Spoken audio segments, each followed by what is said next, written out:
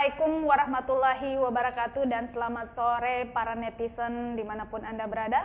Berjumpa lagi dengan saya, Suwarni Damar, jurnalis Koran Sindo Makassar pada program acara Bincang Santai, merupakan program acara yang diinisiasi sindonewsmakassar.com untuk memberikan ruang kepada seluruh netizen mengetahui berbagai hal.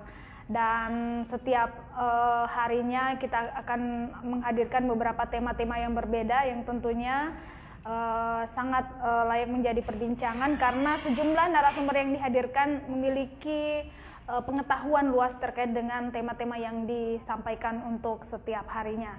Dan hari ini saya akan kedatangan tamu spesial yang merupakan Direktur Politeknik Pariwisata Makassar, Poltekpar, Bapak Muhammad Arifin. Bersama beliau kita akan berbincang bagaimana melihat pengembangan wisata yang ada di Sulawesi Selatan khususnya di tengah pandemi COVID. Beliau tentunya merupakan seorang praktisi pariwisata juga dan memang di kampusnya merupakan salah satu pencetak SDM unggul di sektor pariwisata. Bersama beliau kita tentu akan memberikan kesempatan bagaimana pandangannya melihat, apalagi di sejumlah daerah pada beberapa lokasi wisata sudah membolehkan kunjungan wisatawan dengan catatan yakni menerapkan protokol kesehatan. Selamat pagi Pak, selamat sore Pak. Assalamualaikum warahmatullahi wabarakatuh. Waalaikumsalam warahmatullahi wabarakatuh. Selamat sore. Apa kabarnya Pak hari ini? Alhamdulillah sehat. Alhamdulillah. Pak, suara saya kedengaran jelas dari tempat Bapak? Sangat jelas. Alhamdulillah. Pak, hari ini kita akan sharing bicara santai terkait dengan kondisi pariwisata kita yang ada di Sulawesi Selatan pasca pandemi COVID-19. Apalagi sekarang kita sudah dalam era tatanan baru. Sebagai orang yang berkecimpung di bidang ini, bagaimana sebenarnya sih manajemen pengembangan wisata yang harus diterapkan pasca pandemi COVID dan menuju tatanan new normal? Ya, baik. Terima kasih Mbak. Jadi kita bicara new normal di era saat ini hubungannya dengan kepariwisataan, iya, itu sesuatu yang menarik untuk kita perbincangkan. Kenapa menarik? Yang pertama bahwa pariwisata ini adalah salah satu sumber penghasilan desa yang kena imbasnya yang luar biasa, begitu pula dengan pendapatan daerah. Nah tentu khusus untuk Sulawesi Selatan, kalau kita cermati kondisi saat ini bahwa di beberapa daya tarik wisata sudah mulai membuka diri untuk dikunjungi. Iya, betul. Demikian bahwa persiapan daripada daya tarik wisata itu sendiri tentu harus mengikuti protokol COVID-19 ini. Nah, betul Pak. secara kebijakan, Kementerian Pariwisata dan Ekonomi Kreatif Republik Indonesia telah melakukan langkah-langkah bahkan kebijakan untuk membuat dan menyusun protokoler untuk masuk ke daya tarik wisata, begitu pula dengan industri pariwisata lainnya, misalnya hotel, restoran, pesawat, dan daya tarik wisata itu sendiri. Nah, artinya secara kelembagaan, instansi sudah menyusun sedemikian rupa, tinggal sekarang bagaimana aplikasinya di daya tarik wisata itu sendiri. Saya kira ini yang menarik untuk kita sama-sama perbincangkan dalam kesempatan berharga ini. Kira-kira begitu, Mbak? Iya, kalau menurut Bapak sendiri melihat, sebenarnya tantangan terbesarnya apa? Nah, ini kan misalnya pembukaan lokasi wisata, harus menerapkan protokol kesehatan. Tantangan terbesarnya apa? Karena kalau dipikir tidak semua misalnya wisatawan yang datang ke tempat kita mau diedukasi tentang itu. Utamanya hal yang paling mendasar adalah misalnya ketika berwisata harus menggunakan masker. Sementara mereka ingin ke lokasi wisata dengan berfoto dan mengabadikan momen-momen cantik di lokasi wisata. Itu menurut Bapak sendiri tantangan terbesar pengelola lokasi wisata itu apa Pak? Iya. Memang tantangan yang paling berat bagi pengelolaan destinasi wisata tentu yang pertama adalah bagaimana menyadarkan masyarakat.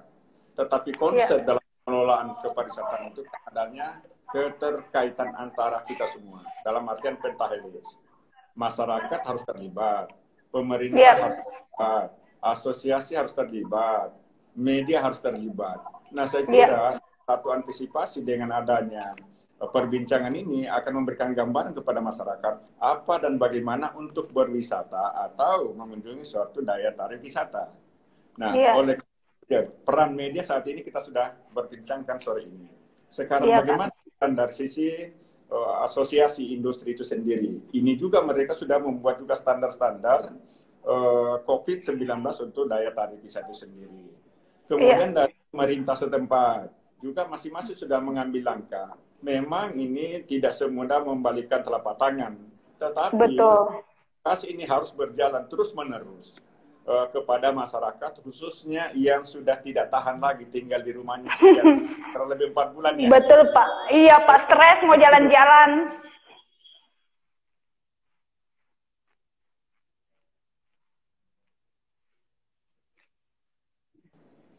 Nah, sorry, ini ada gangguan sedikit.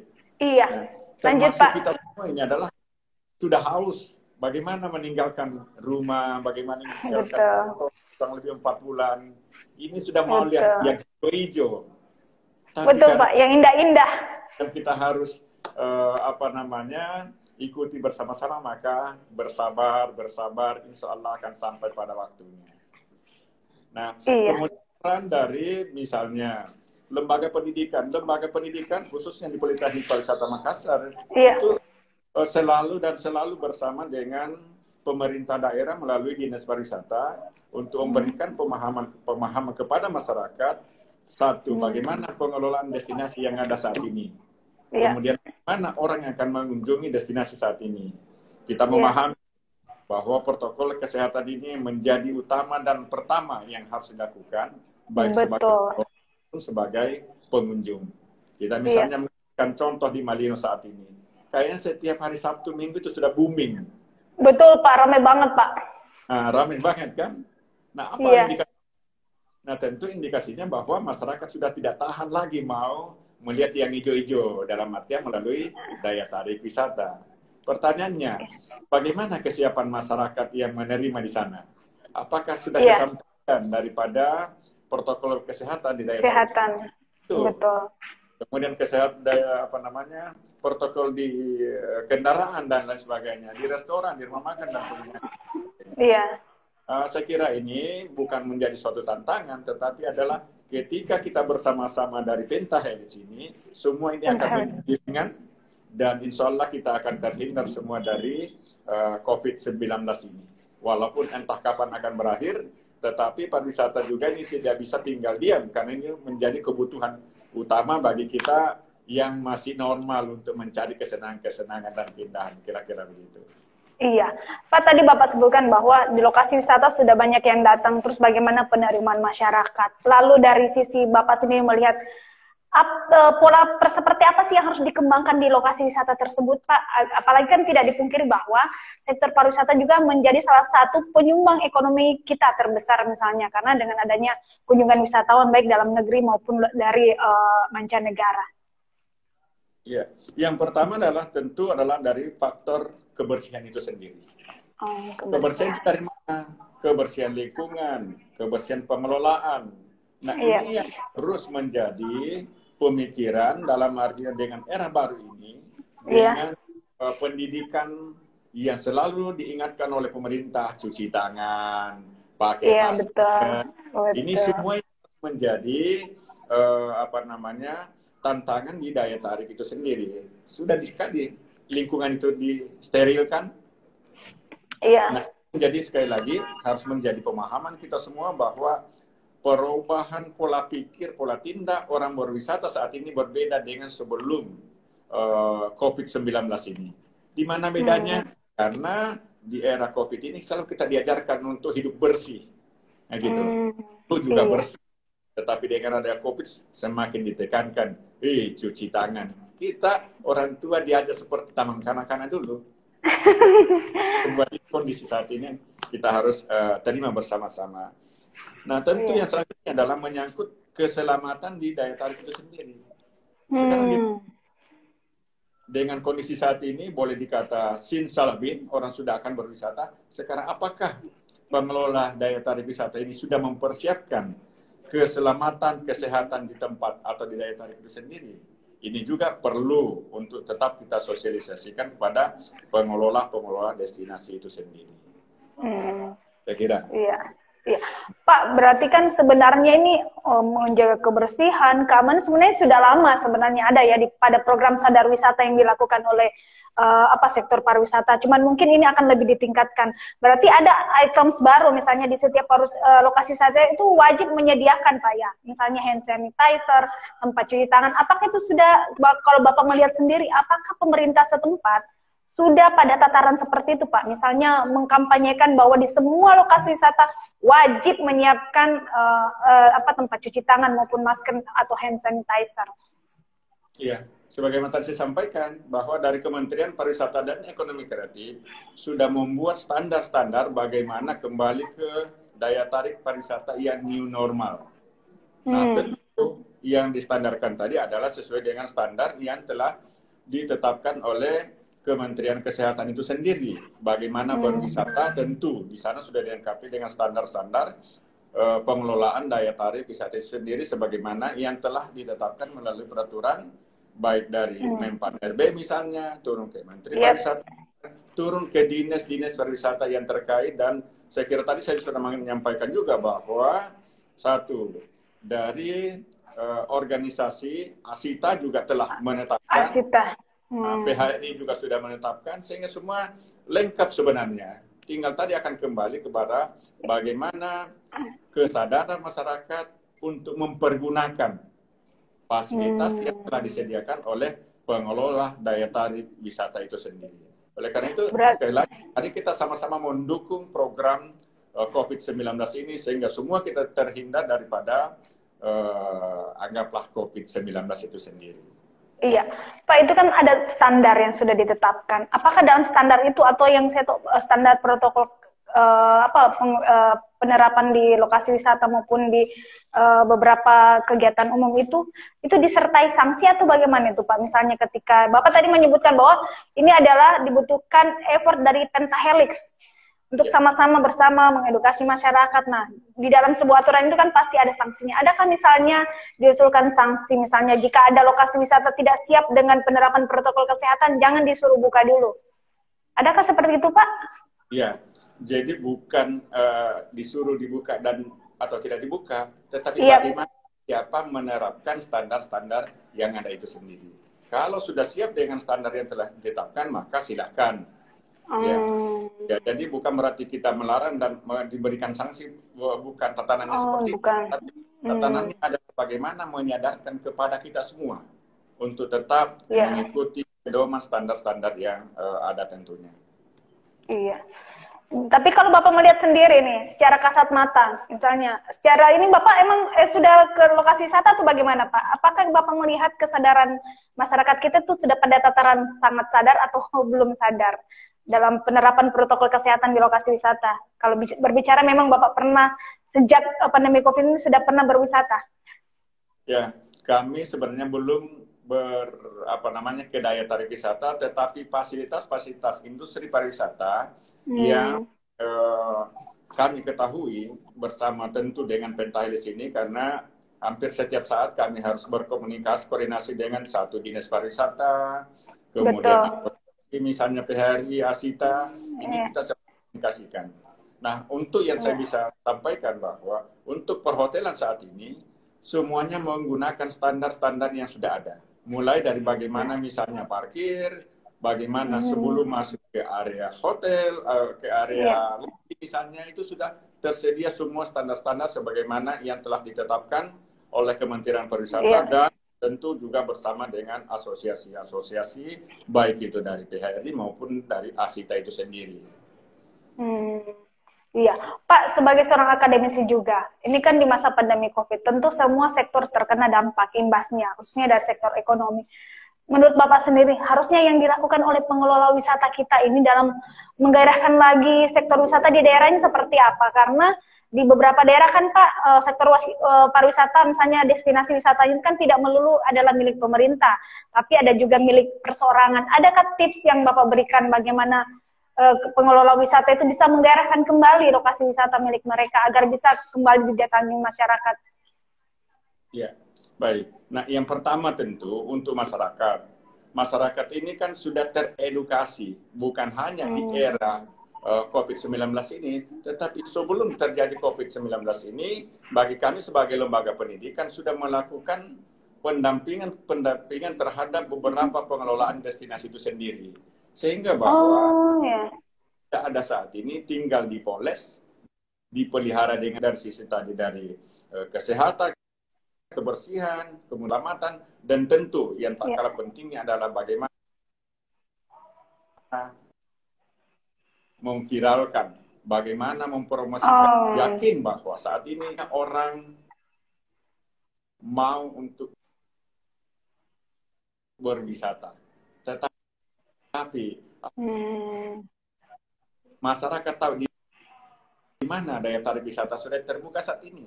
Nah, oleh karena itu, melalui medsos, sesegera mungkin di mana-mana yang sudah tersedia, dan tentu yang paling penting bahwa dalam masyarakat itu jangan lupa tentang faktor kebersihan, di daya dan kesehatan tarik wisata itu sendiri. Iya, Pak, kalau Bapak melihat sendiri nih, untuk di masa pandemi COVID dan menuju tatanan new normal, yang paling banyak bergerak cepat ini apakah sektor wisata alam, wisata budaya, atau apa Pak? Atau mereka bisa bergerak bersamaan Pak, dalam saya memikat wisatawan datang ke tempatnya? Kita terkongkong kurang lebih 4 bulan dalam rumah atau dalam itu. Padahal yang membuat kita adalah bagaimana oleh karena itu bagi kami adalah yang paling utama adalah bagaimana dengan daya tarik wisata alam itu sendiri. Sebagai contoh tadi aja, wisata alam. Kenapa orang berkumpul atau berlomba-lomba ke Malino? Ada apa sebenarnya? Iya. Itu pasti karena alam, pasti karena alamnya. Nah, oleh karena itu tentu mudah-mudahan yang diskusi kita ini bisa memahami, mengerti bahwa saat ini orang butuh melihat yang hijau-hijau. Maksud saya hijau-hijau adalah daya tarik wisata. Wisata alam. Kan gitu. Iya, iya. Pak, tadi juga Bapak sempat menyinggung tentang misalnya bagaimana memviralkan lokasi wisata itu. Berarti memang bentuk promosi wisata sekarang yang ampuh yang menurut Bapak itu lihat adalah menggunakan media sosial ya Pak? Bagi kami sehingga bisa viral.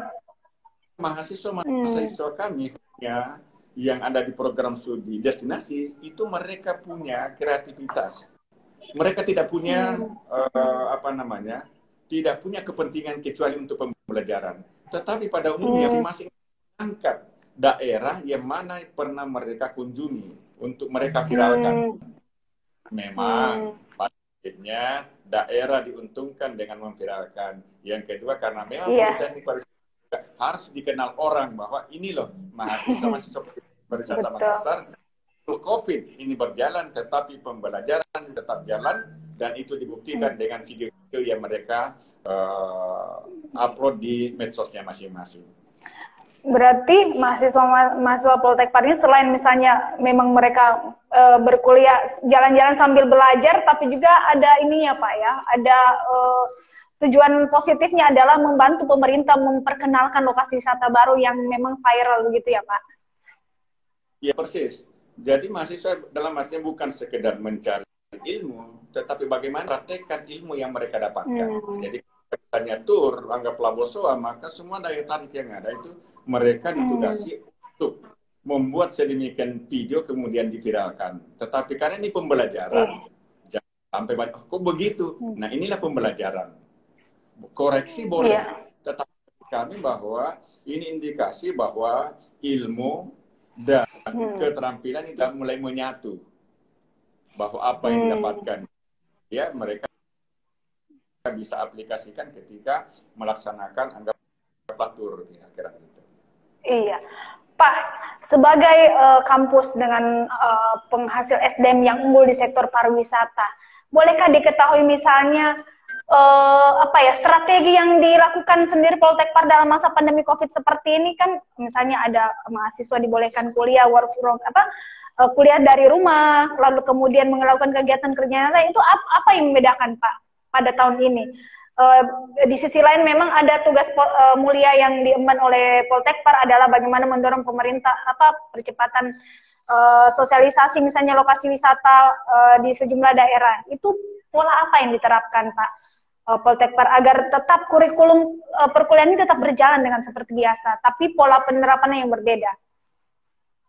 Ya. Baik, yang pertama bahwa di era COVID-19 ini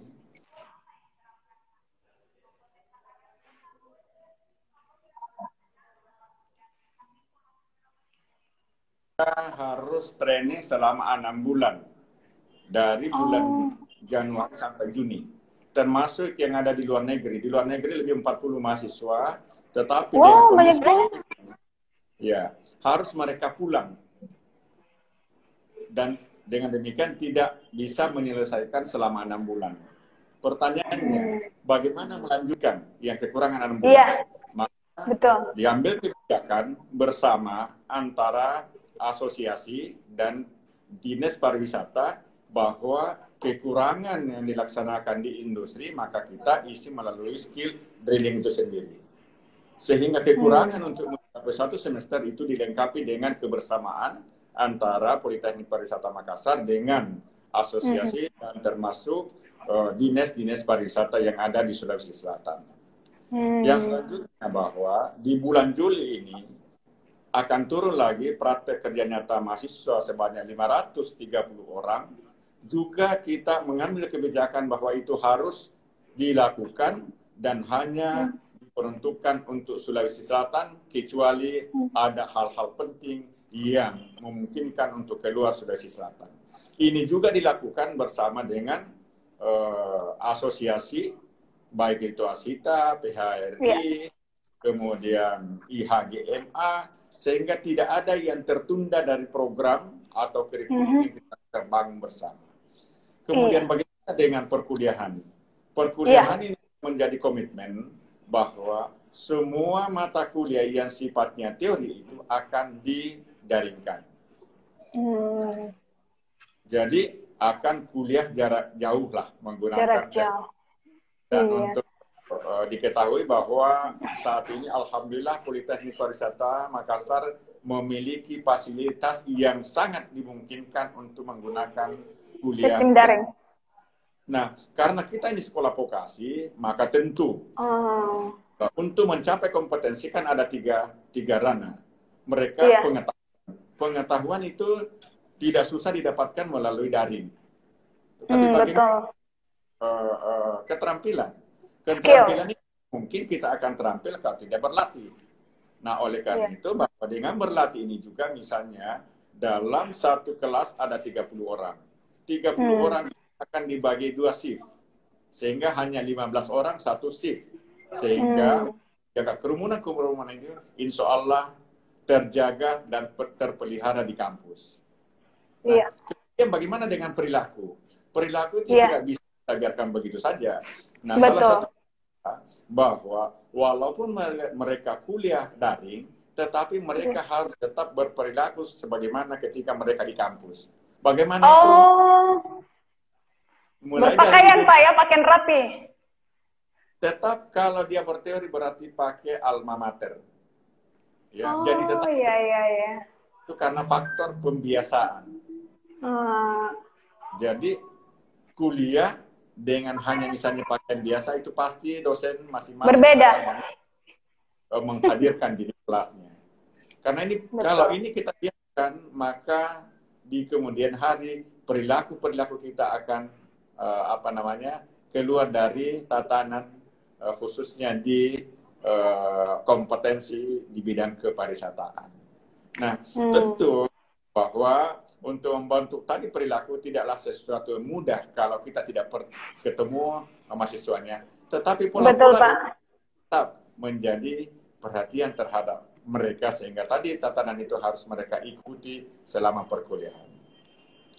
Yang selanjutnya bahwa dengan kuliah daring itu sudah kita mengeluarkan semacam panduan bahwa kuliah daring itu dilaksanakan di daerah, bukan di kampung. Kalau di kampung kan kadang-kadang beralasan tidak ada jaringan. Jaringan, betul Pak. Tidak ada internet. Bahwa boleh Anda pulang ke daerah, tetapi tetap di lokasi yang punya jaringan. Karena kalau tidak, maka ketidakhadiran akan dihitung. Ketidakhadiran 1 hari tidak masuk, tidak mengikuti perkuliahan, maka sama dengan surat peringatan pertama. Ketat juga ya Pak. Nah itulah tadi, perilaku itu kita tetap jaga, walaupun kita berjauhan. Berarti ada komitmen ya, bahwa memang meskipun kita jauh, semua perilaku itu harus dijaga dengan baik. Nah, saya tadi tertarik dengan pernyataan Bapak bahwa baru-baru ini ada 538 mahasiswa akan ikut praktik kerja nyata. Itu bisa Bapak jelaskan, ini yang 538 ini di dalam negeri semua, atau di Sulsel saja, atau masih tetap melakukan pengiriman ke luar negeri? Karena yang saya tahu itu banyak sekali alumni Poltek Parang itu terserap di dunia kerja di mancanegara. Wah, ternyata wartawan juga luar biasa ya, melakukan juga survei tentang Politeknik Pariwisata Makassar. Baik, terima kasih. Iya. Ya Pak. Iya, di 38 yang telah kita berikan pembekalan dan telah kita lepaskan bersama dengan asosiasi, itu semua diperuntukkan untuk Sulawesi Selatan. Oh, Sulawesi Selatan. Tidak boleh keluar dari Sulawesi Selatan karena faktor COVID-19 tadi ini. Tetapi kalau misalnya saat ini ada mahasiswa saat ini ada di daerah lain misalnya yang harus melakukan penerbangan, anggaplah misalnya ada di Kalimantan, untuk sampai di Makassar kan harus naik pesawat, kemudian harus lagi rapid test dan lain sebagainya. Itu dimungkinkan perlu ke Makassar, tetapi dia akan mencari tempat PKN-nya di Kalimantan misalnya. Ya, artinya dibolehkan. Kemudahan, yang penting bahwa ada pengakuan dan ada pernyataan baik dari orang tuanya, mahasiswanya maupun industri di mana kira-kira mereka akan training. Sehingga itulah kebijakan-kebijakan yang kita berikan kepada yang memang membutuhkan untuk dibijaksanai. Ya, di depan saya ini ada beberapa yang ke Wakatobi. Administrasinya.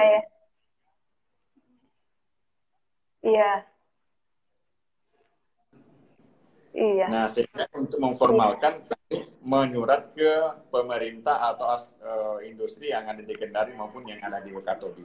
Jadi tidak ada yang dipersulit. Semua kita bisa menyesuaikan dengan COVID untuk menghindar dari penyakit-penyakit COVID-19 ini. Iya, Pak, saya tertarik juga nih, 538 mahasiswa itu bisa dijelaskan program studi apa saja yang disebar ke sejumlah industri-industri wisata yang ada di Sulawesi Selatan? Ya, baik. Nah, Politeknik Pariwisata Makassar ini ada 8 program studi. Yang pertama adalah Diploma 3. Diploma 3 itu ada tata hidangan, visi kamar, kemudian tata boga. Nah, kemudian ada perjalanan. Kemudian untuk Diploma 4, ada pengelolaan perhotelan, ada destinasi pariwisata, ada usaha pariwisata, dan ada MICE. Nah, semua ini dari 538 orang ini kita distribusikan satu melalui asosiasi. Misalnya PHRI, kita komunikasi dengan PHRI. PHRI ini akan mendistribusikan ke masing-masing hotel yang sudah memungkinkan untuk menerima mahasiswa training. Yang kedua, untuk perjalanan kita komunikasikan dengan Ketua Asita. Asita lah yang akan mendistribusikan travel apa yang sudah menerima. Kemudian MICE juga di dalamnya ada perhotelan dan ada juga perjalanan. Nah, kemudian untuk kepariwisataan ini kami dengan komitmen Kepala Dinas Pariwisata Provinsi Sulawesi Selatan juga mendistribusikan kira-kira di Dinas Pariwisata pariwisata mana yang memungkinkan untuk menempat training. Nah, artinya apa? Politeknik Pariwisata Makassar ini dibangun atas kebersamaan dari pemerintah daerah dan asosiasi. Kan asosiasi JM Hotel seluruh Indonesia sudah menjadi bagian kerjasama dari Politeknik Pariwisata Makassar, sehingga tidak susah untuk menempatkan mahasiswa-mahasiswa untuk melaksanakan praktek nyata di industri. Iya, berarti memang benar-benar dilengkapi dengan skill ya Pak sebelum mereka terserap di dunia kerja nyata. Iya, jadi skill ini kan tadi dikatakan dari awal untuk menghasilkan SDM unggul. SDM apa unggul, sih dimaksud dengan unggul? Itu pertanyaan besar. Iya. Bagi kami, ukuran dari unggul itu adalah ketika seseorang mahasiswa sudah dibekali kompetensi. Kompetensi itu kan terdiri dari beberapa misalnya unit kompetensi. Tidak sama kita dulu. Kita tamat bawa ijazah sekian banyak mata kuliah. Ditanya yang mana Anda kuasai? Ya, kan? Tidak ada. Berat. Tadi mbaknya mengikuti webinar yang dilaksanakan oleh ISQ, dia mengatakan ke depannya industri tidak akan lagi menanyakan Anda alumni apa, mana alumni biasanya. Apa, betul Pak. Tetapi cari apa kompetensi Anda. Betul. Nah, oleh karena itu Politeknik Pariwisata Makassar dengan acuan yang jelas bahwa Undang-Undang Nomor 10 mengatakan bahwa SDM pariwisata wajib tersertifikasi melalui uji kompetensi. Betul, maka uji kompetensi. Politeknik Pariwisata Makassar tidak perlu diragukan karena kami punya 430 mahasiswa yang akan diwisuda di tahun. Iya.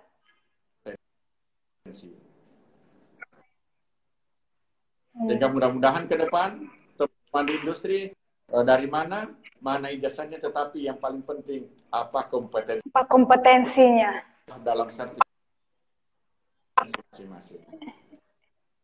Iya, Pak, itu bagus banget. Nah, kalau berbicara bahwa misalnya Poltekpar adalah menghasilkan SDM unggul, bisa diketahui misalnya rasio kelulusan dengan penyerapan di tenaga kerja itu rata-rata per tahunnya berapa persen, Pak? Misalnya, anggaplah misalnya 538 ini yang lagi kuliah kerja nyata. Kemudian mereka selesai, itu habitnya bagaimana Pak? Apakah mereka belum lulus sudah diserap oleh dunia kerja, atau misalnya ada juga yang setelah lulus baru diserap dunia kerja? Ya, jadi Mbak, ini sekarang ada dua pendekatan. Dulu, Poltekpar Makassar ini hanya mengatakan mau menghasilkan SDM yang profesional untuk menjadi karyawan atau manajer. Sekarang sudah berbeda hanya. Sekarang ini Makassar menghasilkan SDM unggul untuk tenaga kerja, kemudian unggul untuk berwirausaha. Jadi sudah ada dua pendekatan. Anda mau unggul di bidang wirausaha. Oh ya. Dua, langsung bekerja dan berapa yang berwirausaha. Sudah sekarang harus dirubah pertanyaannya Mbak, bukan lagi cuma satu. Ya gitu.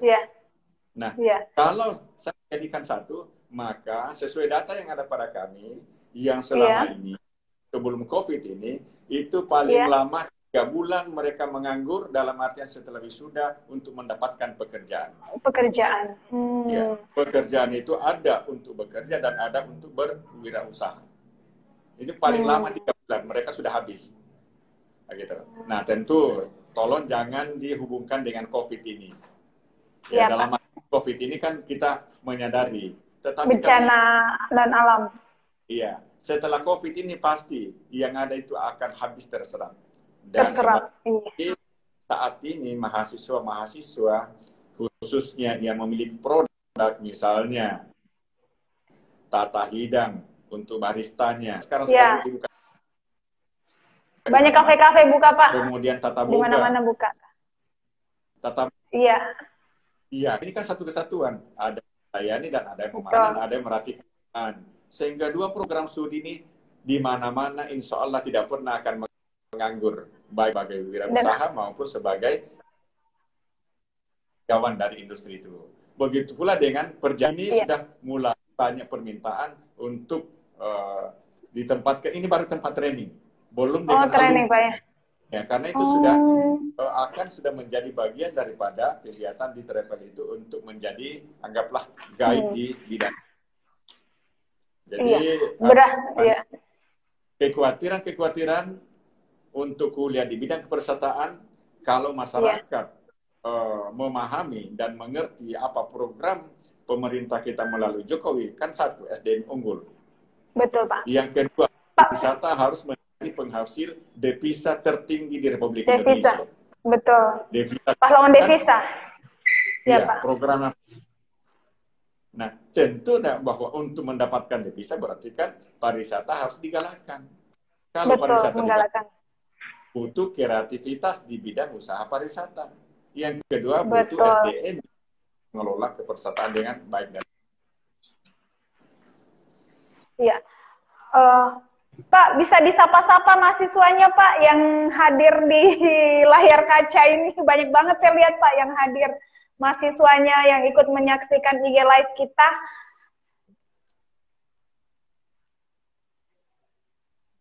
Oh ya? Lah. Iya. Pak, halo Pak. Iya. Adik-adik bahwa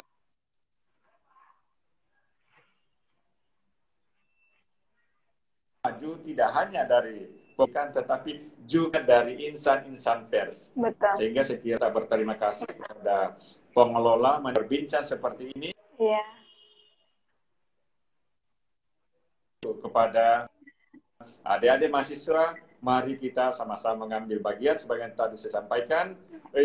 Yang ada di destinasi silahkan memviralkan daya tarik wisata yang ada, dan yang memiliki produk, misalnya tata hidangan, silahkan berkreasi dengan produk-produk, anggaplah barista. Kemudian yang ada di Tata Boga, silahkan berkreasi dengan produk-produk yang ada di Tata Boga.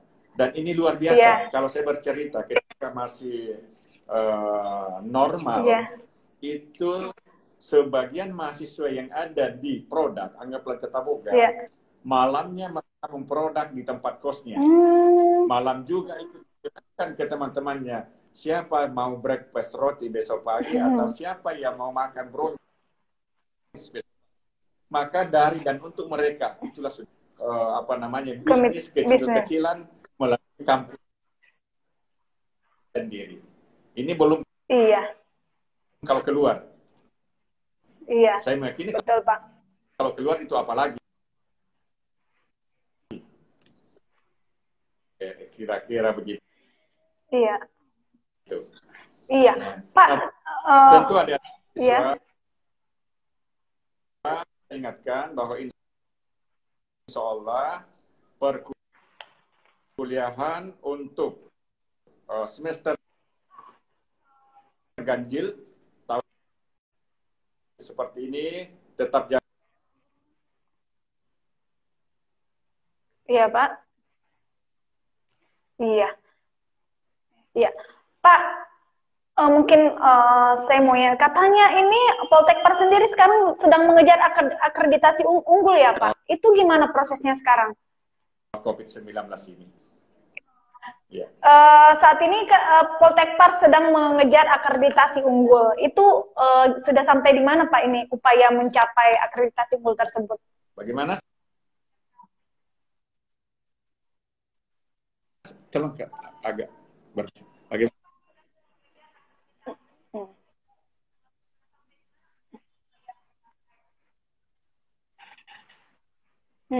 Iya.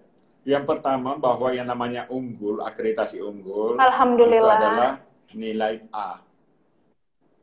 Nah, bagi kami 4 program studi yang saat ini kita reakreditasi dari B, alhamdulillah 4-4-nya menjadi program studi yang unggul. Kenapa unggul? Karena ilmu asesor mengatakan tulis apa yang Anda lakukan apa yang Anda tulis. Dan itulah Orang yang Iya, mengalami BAN PT. bukan hanya dengan diucapkan, tetapi ditulis. Setelah ditulis, diucapkanlah. Itulah pengelolaan yang baik dan benar untuk mencapai keunggulan itu. Nah, tentu bahwa itu, kala itu dari sisi penilaian dari Badan Akreditasi Nasional. Tetapi secara kami bisa menyampaikan bahwa Poltekpar saat ini secara umum lembaga pendidikan yang saat ini tidak perlu diragukan dalam pengelolaan. Kenapa demikian? Yang pertama, bahwa SDM yang ada, dosen-dosen yang ada, pada umumnya adalah alumni-alumni yang pernah bekerja dan pengalaman di bidang industri.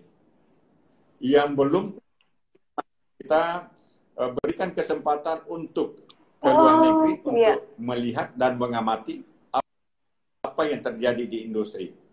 Sehingga tidak ada alasan untuk tidak kompeten. Bahwa semua dosen sudah menjadi asesor BNSP.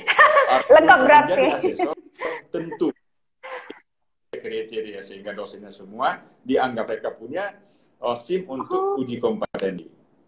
Ya selanjutnya adalah menyangkut sarana dan prasarana. Sombong sendiri nih Mbak ya, bahwa fasilitas untuk teknologi saat ini Poltekpar Makassar mungkin satu-satunya yang ada di kawasan timur Indonesia, khususnya Sulawesi Selatan. Dosen-dosen tidak perlu lagi mengotori tangannya, tidak ada lagi papan tulis, tidak ada lagi whiteboard, karena semua itu adalah serba teknologi yang ada dalam kampus. Ya, semua materi baik mau melewat online atau bawa dalam flash disk, semua sudah disiapkan di kelas. Nah ini, tetapi dengan biaya yang ada, alhamdulillah pemerintah mampu menyediakan itu, dan kami juga mampu melaksanakan. Yang selanjutnya adalah dari sisi biaya, untuk SDM yang unggul tidaklah sesuatu yang mudah, tidaklah sesuatu yang murah. Kenapa tidak mudah dan murah? Bahwa untuk menjadi kompeten kan hadir perencana destinasi, berarti kan itu butuh pengamatan, butuh melihat. Maka muncullah namanya program tur Bosowa, bahkan sampai ke Batam. Dari mana biayanya? Mahasiswa hanya membayar sekitar 1,4 setiap semester. Tetapi coba dihitung sendirilah. Kalau mereka tur ke Bone, Sopet, Wajo, dengan perjalanan murah banget berarti nih Pak, 1,4 juta. Mereka naik bis standar pariwisata. Mereka makan standar pariwisata. Mereka tidur apabila di daerah itu ada hotel bintang 3, maka dia harus menginap di hotel. Nah, artinya ya inilah kepedulian namanya pemerintah. Mantap. Berarti Pak tidak salah ya kalau misalnya lulusan yang ada di sekolah menengah itu memilih Poltekpar sebagai tujuan untuk melanjutkan kuliah ya Pak? Insya Allah unggul alias apalagi memang SDM-SDM-nya ini mudah terserap di industri-industri kerja.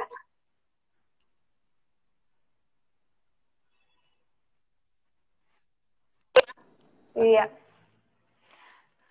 Halo Pak. Iya. Era untuk berkompetisi. Iya. Iya Pak. Pak, ini nggak terasa sudah hampir 55 menit nih, hampir 1 jam kita bersama nih Pak. Pak, closing statement-nya sendiri. Kenapa orang harus ke Poltekpar melanjutkan kuliah? Iya, iya. Bisa lanjut? Iya.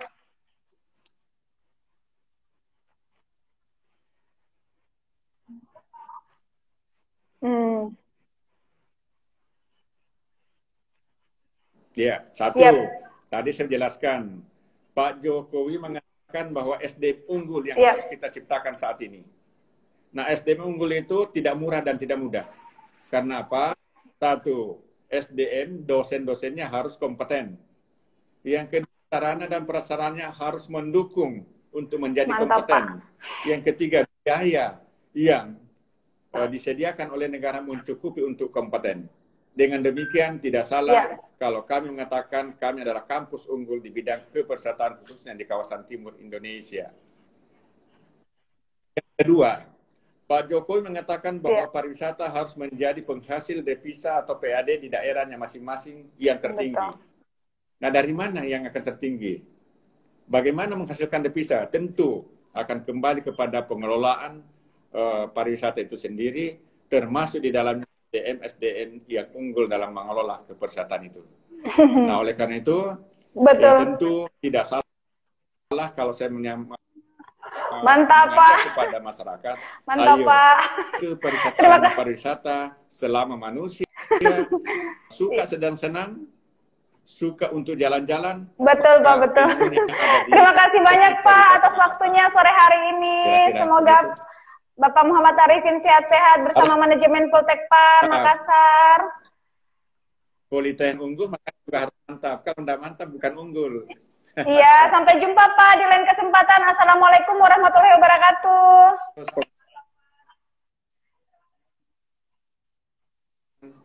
Sore Pak.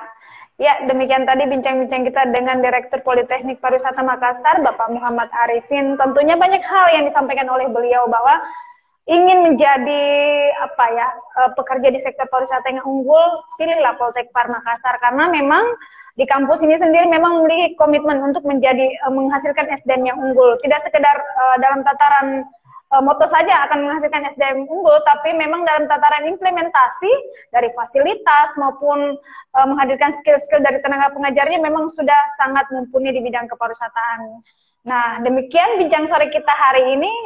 Besok insya Allah kita akan bertemu dengan tema yang berbeda. Jika ada salah kata mohon dimaafkan. Wabillahi taufiq wal hidayah. Wassalamualaikum warahmatullahi wabarakatuh.